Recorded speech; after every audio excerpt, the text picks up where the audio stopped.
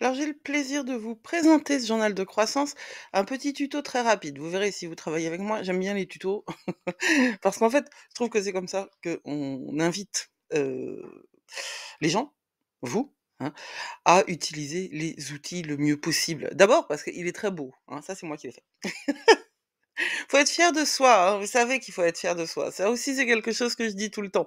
Vous êtes plus fort que vous croyez, mais il faut avoir confiance en vous. Alors là, moi j'aime bien les pages comme ça, puis il y avait un petit chat, cosmique là, voilà. Mais le cœur du truc, il est ici. Vous voyez, il y a une page matin et puis après, eh bah, ouais, il y a une page soir et après une page de notes. Alors, la page matin, vous mettez la date, la phase de la lune, le signe de la lune, si c'est un vide de course. Ici, il y a ce petit, paragraphe bref de lune, ce que vous avez retenu ou les mots qui vous ont marqué. Il s'agit pas de prendre des notes, hein. Il s'agit pas de m'écouter religieusement et de, noter tout ce que je dis. Il s'agit de capter des choses. Un mot, une ambiance, une couleur, voilà. Et là, la carte oracle, là, c'est pareil. Il s'agit de capter un mot, une ambiance, une vibe.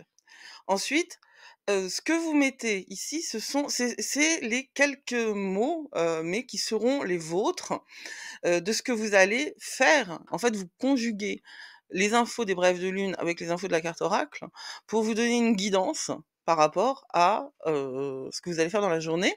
Alors, il y a des mots clés, c'est les mots clés, ça peut être, je sais pas, sérénité, alignement ou ça peut être au contraire, enfin pas au contraire d'ailleurs, ça peut être dynamisme, assertivité, hein, c'est-à-dire de d'y aller, go get it, sans montrer les dents, mais voilà.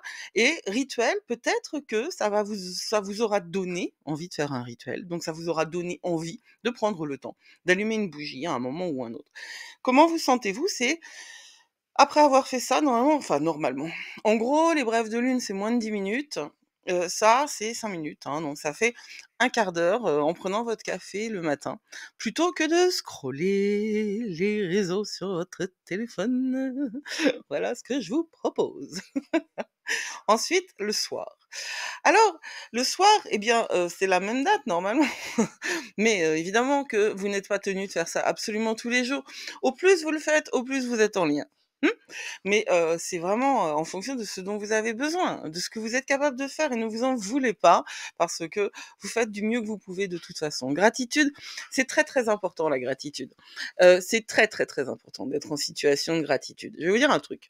La gratitude, c'est pas du tout un obstacle, à l'ambition, à la reconnaissance, à la recherche, d'être, soi-même et de se faire entendre, hein.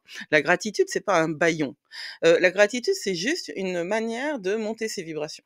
Voilà, et c'est une manière de regarder en fait, ce qui est beau, plutôt que ce qui est laid et c'est de regarder ce qui va nous aider, plutôt que, ce qui nous empêche de vivre. Et pourquoi est-ce que c'est nécessaire de faire un exercice de gratitude?